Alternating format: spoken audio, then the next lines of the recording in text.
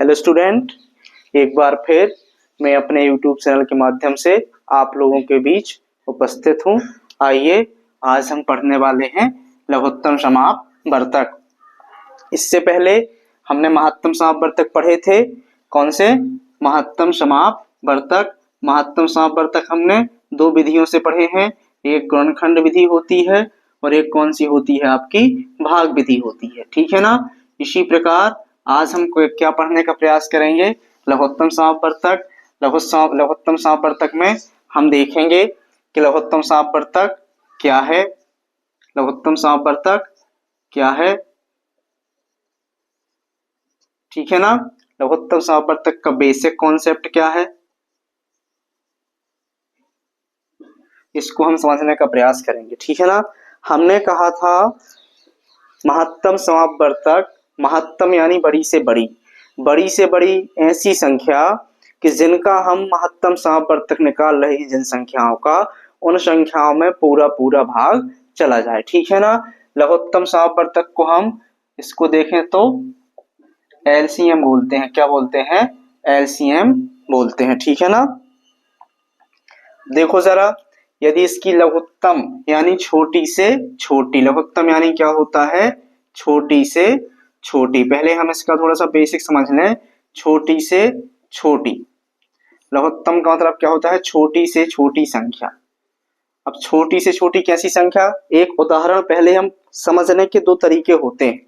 या तो हम उसकी पहले परिभाषा याद कर लें, फिर उसके बाद उदाहरण लगाएं, या फिर हम उदाहरण लगा करके उसकी परिभाषा को हम समझने का प्रयास करें। तो हम उदाहरण से परिभाषा समझें तो थोड़ा सा आपको ज्यादा समझ में आएगा। जैसे लिखा हुआ है 24 और 12, इसका एलसीएम निकालना है। इसका क्या निकालना है? लघुत्तम समापवर्तक निकालना है। तो देखो जरा, 24 के गुणनखंड अलग निकालने पड़ते हैं और 12 के गुणनखंड अलग निकालने पड़ते हैं। ठीक है ना। 2 से जाएगा तो यहाँ 12 आ जाएगा, 2 से काटेंगे 6 आ जाएगा, 2 से फिर विभाजित होगा 3 आ जाएगा, 3 से विभाजित होगा यहाँ पर 1 आ जाएगा। 12 2 से विभाजित होगा 6 आ जाएगा, 2 से विभाजित होगा 3 आ जाएगा, 3 से विभाजित होगा 1 आ जाएगा। हमने यहाँ 24 के गुणनखंड निकाल लिए और 12 के गुणनखंड निकाल लिए। अब यहाँ पे देखो जरा क्या लिखा है? 2 गुणे 2 गुणे 2, मतलब कितने बार 2 लिखा है? 3 बार 2 लिखा है। मतलब यहाँ पे लिख देंगे 2 के ऊपर कितने की घात? 3 की घात। समझना थोड़ा सा आप। हमने क्या कहा कि 2 गुणे 2 गुणे 2, 2 का आपस में 3 बार गुणा हो रहा है। तो यहाँ पर हम क्या लिख देंगे? 2 के ऊपर 3 की घात, गुणा में क्या आ जाएगा? 3। तो 3 केवल सिंगल है तो ये 3 सिंगल रहेगा। अब 12 में क्या है? 2 का गुणा कितने बार हो रहा? 2 बार। तो 2 के ऊपर 2 की घात और गुणा में कितना आ जाएगा? 3। तो यहाँ पे 3 लिख दिया। ठीक है। अब यहाँ समझो आप, इसका निकालना है लघुत्तम समापवर्तक। लघुत्तम समापवर्तक कितना हो जाएगा इसका? इसमें हमको ये देखना है, इसमें हमको देखना है कि जो कॉमन है कौन कौन है, जो गुणनखंड आए हैं वो कौन कौन है? 2 और 3। ठीक है ना। 2 और 3 दोनों में है। अब जिसके ऊपर सबसे बड़ी घात है उसको सबसे पहले ले लो आप। जिसके ऊपर सबसे बड़ी घात है, 2 के ऊपर 3 की घात है, उसको ले लेंगे हम। ठीक है ना। मतलब अब 2 के ऊपर 2 की घात है, इसको लेने की जरूरत नहीं है। बड़ी वाली घात है उसको लेना है। ठीक है ना। और एक अंक को केवल एक ही बार लेना है। अब हम इसको नहीं ले सकते हैं क्योंकि हमने इसका सबसे बड़ा घातांक मतलब 2 के ऊपर 3 की घात को सिलेक्ट कर लिया है। ठीक है ना। अब यहाँ पे क्या है? गुणे 3, तो गुणे 3 लिख दो। अब यहाँ पर भी 3 था तो 2 में से एक 3 को लिख देना है, दोनों 3 को लिखने की जरूरत नहीं है। ये आपका क्या हो जाएगा? लघुत्तम। इसका गुणा करोगे 2 दूनी इतना हो जाएगा क्या? 2 दूनी 4, 4 दूनी 8, 8 ती 24। ये हो गया 24। अब समझो, लघुत्तम का मतलब ये होता है छोटी से छोटी। हमने क्या कहा था? छोटी से छोटी। यहाँ पे कितना आया? 24 आया। कितना आया? 24। ठीक है।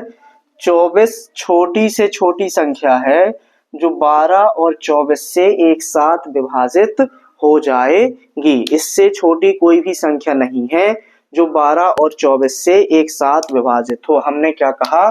छोटी से छोटी संख्या लघुत्तम का मतलब क्या होता है, छोटी से छोटी संख्या। तो लघुत्तम कितना है आपका 24 आया। यदि आप 24 में 24 से भाग दोगे पूरा पूरा जाएगा। यदि आप 12 से 24 में भाग दोगे तो 12 दूनी 24 पूरा पूरा जाएगा। मतलब जो लघुत्तम आया है उसमें जिन संख्याओं का लघुत्तम निकाला है उनका भाग पूरा पूरा जा रहा है, ठीक है ना। ये लघुत्तम क्या है, छोटी से छोटी ऐसी संख्या है जिनका लघुत्तम निकाला है उनसे पूरा पूरा भाग जा सकता है। समझ में आया कि नहीं? इसका बेसिक क्या समझ में आया कि जिसका लघुत्तम निकालेंगे यदि हम उससे भाग देंगे तो शेषफल कुछ भी नहीं बचना चाहिए। और एक सबसे छोटी संख्या होती है जो दी गई संख्याओं से पूर्णतः विभाजित हो जाती है। हमने क्या कहा, ये एक छोटी से छोटी संख्या होती है जो दी गई संख्याओं से पूर्णतः विभाजित हो जाती है, ठीक है। ये बेसिक कॉन्सेप्ट है। अब हम थोड़े से कुछ उदाहरण समझने के प्रयास करेंगे। यदि हम उदाहरण देखें, जैसे लिखा हुआ है 45 75, इसका एलसीएम निकालना है। कौन सी विधि से पढ़ने का प्रयास कर रहे हैं हम इनको, गुणनखंड विधि से।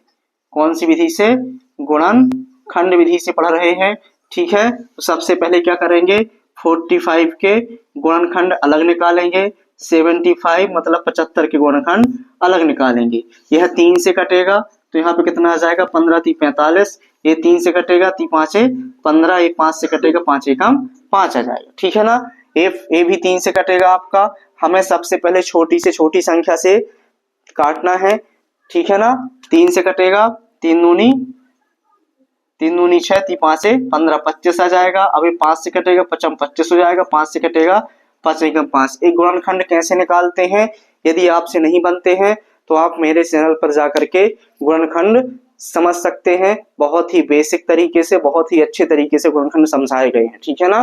तो आपको समझ में आ जाएगा गुणनखंड कैसे निकालते हैं। यदि बनते हैं तो सीधे यहीं से कंटिन्यू कर सकते हैं। 45 के गुणनखंड अलग लिख लेना है हमको और 75 के गुणनखंड हमको अलग लिख लेना है। 45 के गुणनखंड कितने आए, 3 × 3 मतलब 3 के ऊपर कितने की घात, 2 की घात, और गुणा में कितना आ गया, 5, ठीक है ना। यहाँ पर क्या रहा, 3 × 5 × 5 मतलब 5 के ऊपर कितने की घात, 2 की घात, क्योंकि 5 का 2 बार गुणा हो रहा तो 5 के ऊपर कितने की घात हो जाएगी, 2 की घात हो जाएगी। तो 3 केवल सिंगल है। अब हमने कहा था अब हमको इसमें ऐसे फैक्टर देखना है, ऐसे मल्टीपल देखना है जिनका घातांक अधिकतम है, जिनका घातांक अधिकतम है उनको लिख लेना। तो देखो जरा, यहाँ पे दोनों में 3 3 है, लेकिन 3 का घातांक कहाँ पर ज्यादा है, यहाँ पर ज्यादा है, मतलब 3 की घात 2, इसको सिलेक्ट कर लेंगे, इसको नहीं लिखेंगे, ठीक है ना। अब यहाँ 5 है, यहाँ 5 की घात 2 है, तो हमने क्या कहा, जिसका घातांक ज्यादा है उसको सिलेक्ट कर लो आप, इसको हम नहीं लिखेंगे। तो कितना हो जाएगा, मल्टीप्लाई ए, ठीक है ना। ये क्या आ गया हमारा, लघुत्तम समाप वर्तक। अब 3 का 3 × 3 हो जाएगा, 2 बार गुणा होगा, गुणा 5 का 5 × 5 हो जाएगा, गुणा कर लो, कितना हो जाएगा, 3 × 3 = 9, 9 × 5 = 45। हमें गुणा बहुत ही सरल मतलब बहुत ही सजगता के साथ करना है। पहले आप इसका इसमें गुणा करेंगे, 3 × 9 हो जाएगा। अभी ये दोनों बचे हुए हैं तो 9 × 5 × 5 हो जाएगा।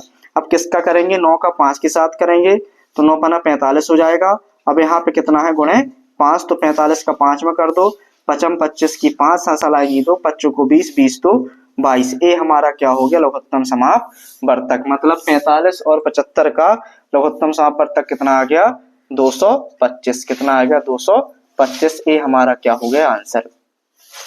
समझ में आया, उम्मीद करता हूं कि आपको समझ में आया होगा। हमें क्या करना है, सबसे पहले गुणनखंड निकालने हैं।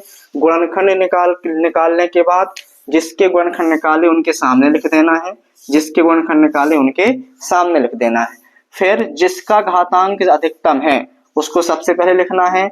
यदि घातांक वाला अंक नीचे भी है, जो ये 3 है, यदि 3 नीचे भी है और यहाँ पर घातांक कम है तो उसको हमें लिखने की जरूरत नहीं है। जिसका घातांक बड़ा है उसको बस लिखना है, इसको हमें नहीं लिखना है। अब यहाँ 5 था, यहाँ 5 की घात 2 थी, तो किसको लिखेंगे, 5 को नहीं लिखेंगे, 5 की घात 2 को लिखेंगे, 5 को लिखने की जरूरत नहीं है। अब इनका क्या निकाल लेंगे हम, इनका हम गुणा कर लेंगे वो गुणा करने पे जितना आएगा वो हमारा क्या हो जाएगा, लघुत्तम समापवर्तक हो जाएगा। इस प्रकार से हम गुणनखंड विधि से लघुत्तम समापवर्तक ज्ञात कर सकते हैं।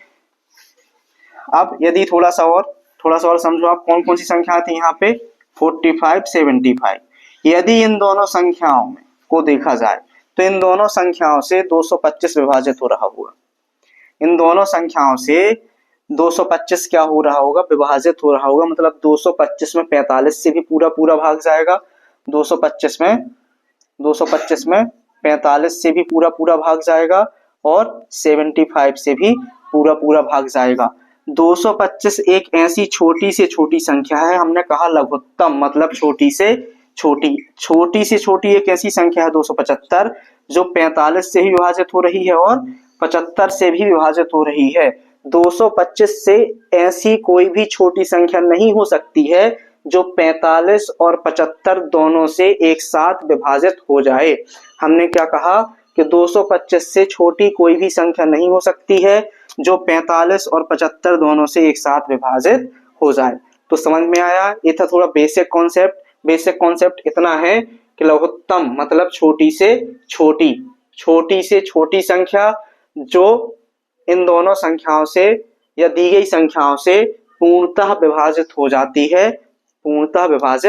जाती है, उसको कहते हैं लघुत्तम समापवर्तक। क्या कहते हैं, लघुत्तम समापवर्तक। यदि आपसे महत्तम समापवर्तक नहीं बनते हैं तो आप डिस्क्रिप्शन में जाकर के महत्तम समापवर्तक भाग विधि से, गुणनखंड विधि से, जैसे भी आपको पढ़ना हो, दोनों विधि से मैंने समझाया है, आप समझिए और बहुत अच्छे से पढ़ने का प्रयास कीजिए। बार बार वीडियो को देखिए ताकि आपसे बहुत अच्छे से बनने लगे। यदि आपने चैनल को सब्सक्राइब नहीं किया है तो सब्सक्राइब करिए और वीडियो को ज़्यादा से ज़्यादा शेयर करिए। धन्यवाद।